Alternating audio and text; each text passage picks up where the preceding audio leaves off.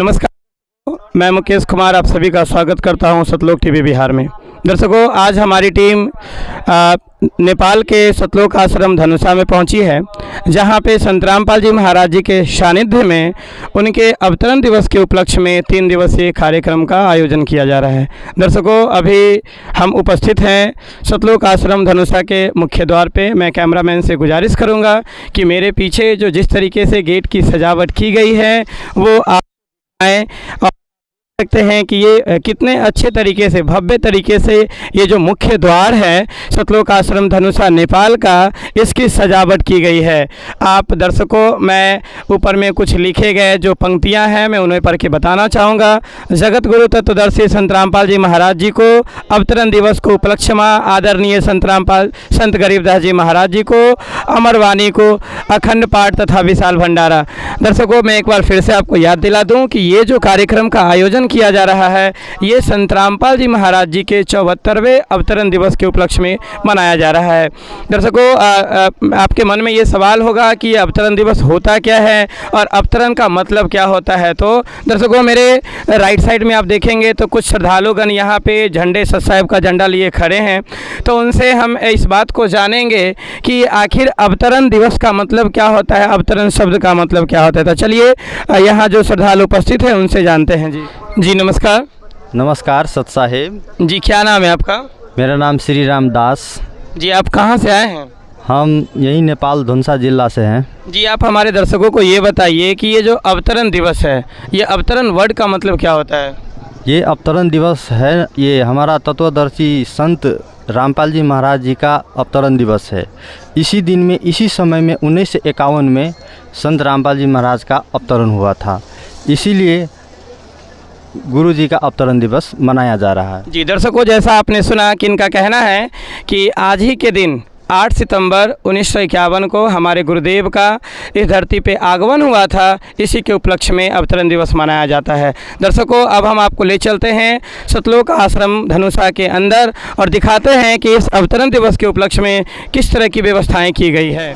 दर्शकों, हम अभी सतलोक आश्रम धनुषा नेपाल के अंदर आ चुके हैं और जैसे ही हम अंदर आते हैं, गेट के जस्ट अंदर आते हैं तो हमारे दाएं साइड में एक बहुत ही अच्छी वाणी लिखी हुई है, जहाँ पे लिखा हुआ है कभी दंडवत गोविंद गुरु बंधु अभिजन सोय और पहले भय प्रणाम तिन नमो जो आगे होए।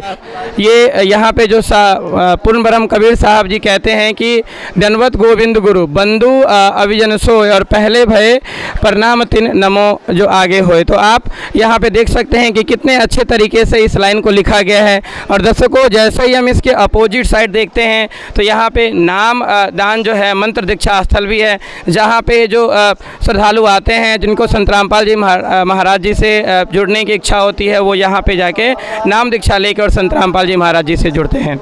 दर्शकों, जैसे ही हम आश्रम के अंदर थोड़ा और बढ़ते हैं तो आप मेरे पीछे देख सकते हैं कि यहाँ पे प्रणाम स्थल लिखा हुआ है, जहाँ पे जो इस समागम में सम्मिलित होने आ रहे हैं जो श्रद्धालु हैं या जो यहाँ पे आज अवतरण दिवस के उपलक्ष्य में जो श्रद्धालु आए हुए हैं, वो देख सकते हैं कि कैसे जो श्रद्धा है, एक विश्वास है अपने गुरु में, ये कैसे यहाँ के शिष्यों में कूट कूट कर भरा हुआ है।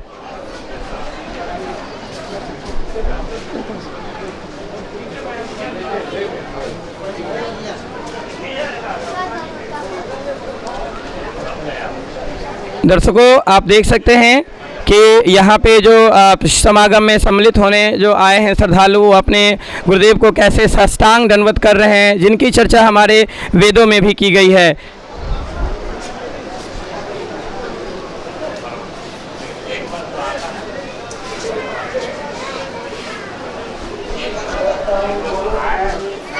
दर्शकों, जैसे ही हम प्रणाम स्थल के आगे बढ़ते हैं तो आप हमारे दाईं ओर देख सकते हैं कि यहाँ पे जो श्रद्धालु समागम में आज शामिल हो रहे हैं या 3 दिन जो शामिल होंगे, उनके जूते चप्पल की कितनी अच्छी तरीके से व्यवस्था की गई है। दर्शकों, यहाँ पे जो जूते चप्पल रखने की जो इतनी अच्छे तरीके से व्यवस्था की गई है, तो यहाँ कुछ व्यवस्थापक मौजूद हैं, उन्हीं से हम जानते हैं कि यहाँ जूते चप्पल रखने की क्या व्यवस्था है। जी सर साहब जी बताएं कि यहाँ पे जो जूते चप्पल को जो रखा जा रहा है, कैसे आप लोग इसको मैनेज करते हैं? यह जूता जो हम लोग रखते हैं इस थैला में, अब श्रद्धालु का जूता रखते हैं, निःशुल्क रखते हैं और जूता रख कर उससे कूपन देते हैं, टोकन देते हैं और श्रद्धालु को वो जब आते हैं तो उसको जूता हम लोग वापस कर देते हैं। जी, क्या इसके लिए कोई मूल्य भी लेते हैं आप उनसे? निःशुल्क है, सेवा निःशुल्क है, इसमें कोई मूल्य नहीं है।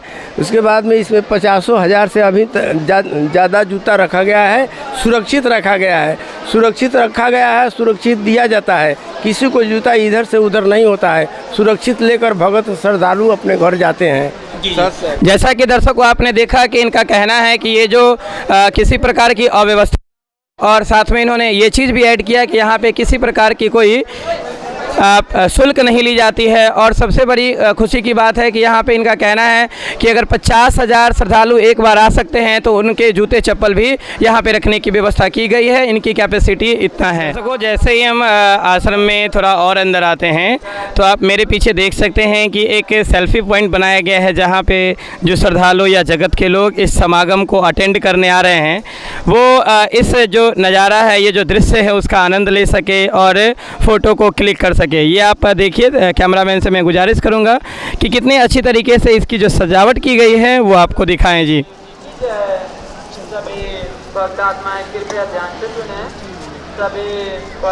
और आप देख रहे हैं कि कुछ अभी तैयारियां हो चुकी हैं और कुछ तैयारियां जो हैं वो चल रही हैं और कुछ ही देर में ये सारी तैयारियां कंप्लीट हो जाएगी।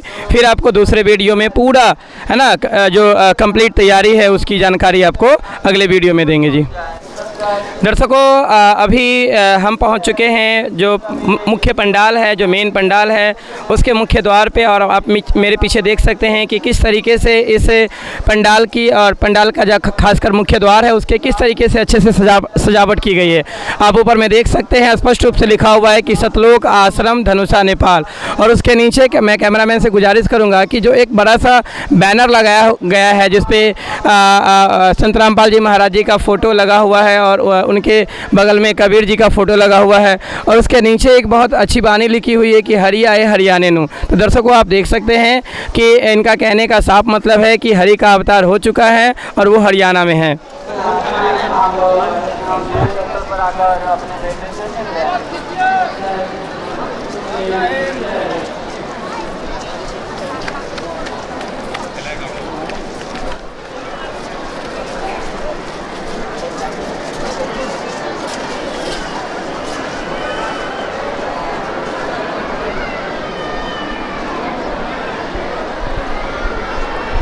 दर्शकों अभी हम प्रवेश कर चुके हैं पंडाल के अंदर और आप मेरे बाएं और दाएं दोनों तरफ देख सकते हैं कि किस तरीके से श्रद्धालुओं की जो ठहरने की यहाँ पे व्यवस्था की गई है। आप देखिए कि आज समागम का पहला दिन है और पहले ही दिन जो श्रद्धालुओं की संख्या है वो कितनी उमड़ कर आई हुई है।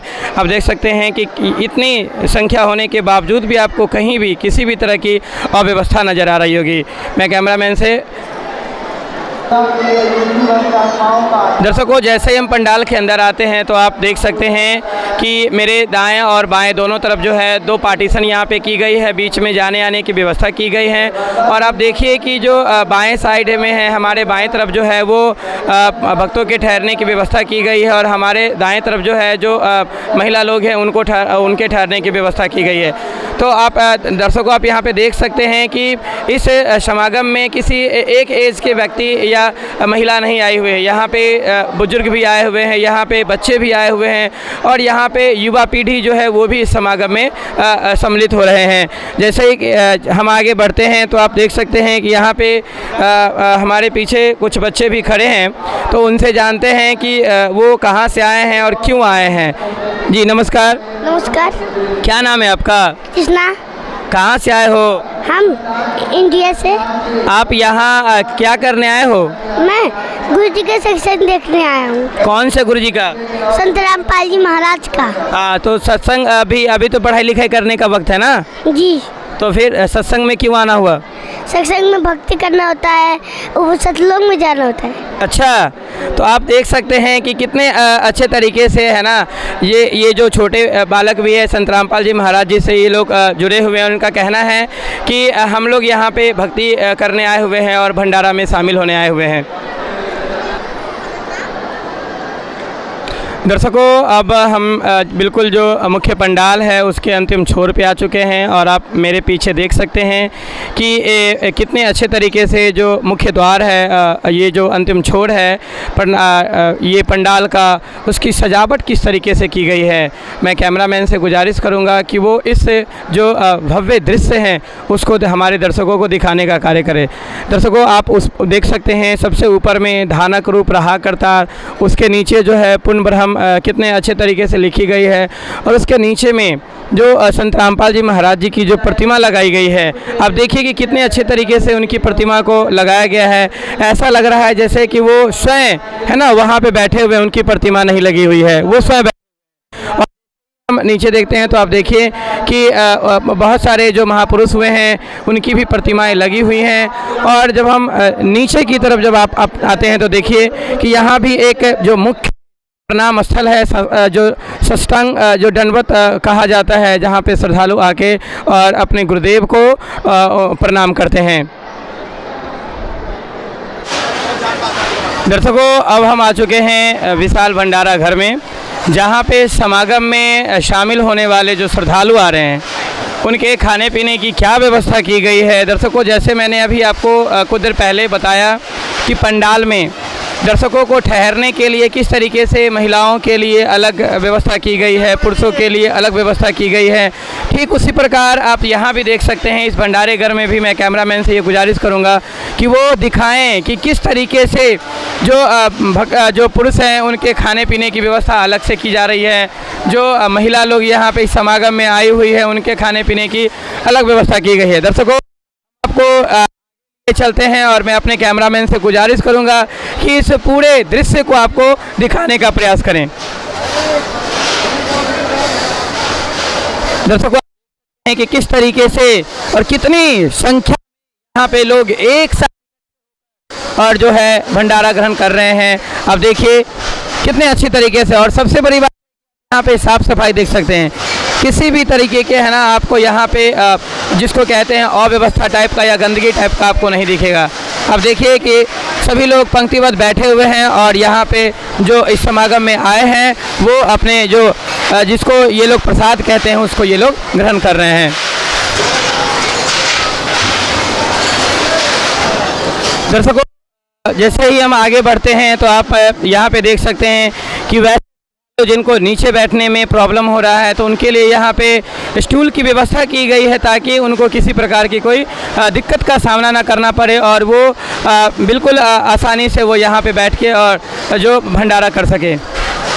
दर्शकों, जब हम थोड़ा और आगे बढ़ते हैं तो आप यहाँ पे देख सकते हैं कि हमारे दूसरी तरफ कि माइयों के लिए भी यहाँ पे अलग से भंडारे की व्यवस्था की गई है। मैं कैमरामैन से गुजारिश करूँगा कि वो कैमरे में कैप्चर करके और हमारे दर्शकों को दिखाने का कार्य करें कि किस तरीके से बिल्कुल भी व्यवस्थित तरीके से माइयों को भी यहाँ पे भंडारा करवाया जा रहा है।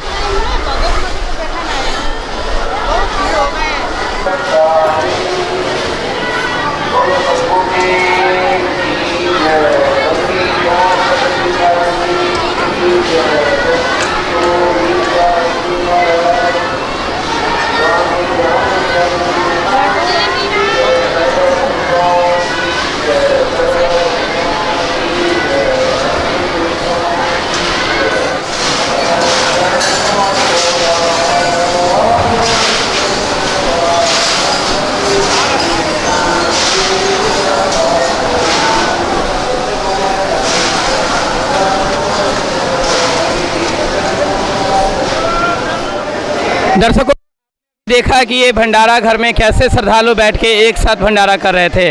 अब दर्शकों, मैं आपको ये दिखाना चाहूँगा कि उनको जो भंडारा दिया जा रहा है, उनको जो व्यंजन दिया जा रहा है, वो क्या क्या उनको दिया जा रहा है भंडारे में। आप मेरे पीछे देख सकते हैं कि कितने अच्छे तरीके से यहाँ पे उन सारे व्यंजनों को सजाया गया है। जैसे आप यहाँ पे देख सकते हैं कि ये बर्फ़ी है, यहाँ पे ये जलेबी आप देखिए कि किस तरीके से रखे गए हैं। और मैं कैमरामैन से गुजारिश करूँगा, देखिए यहाँ पे ये सारी चीज़ें कि जो यहाँ पे इस समागम में जो श्रद्धालु उपस्थित हो रहे हैं उनको भंडारे में खाने में क्या दिया जा रहा है वो सारे आप यहाँ पे देख सकते हैं, स्पष्ट रूप से देख सकते हैं, ऑन कैमरा देख सकते हैं कि कितने अच्छे तरीके से और व्यवस्था की गई और साफ़ सफाई आप देख सकते हैं बिल्कुल भी साफ।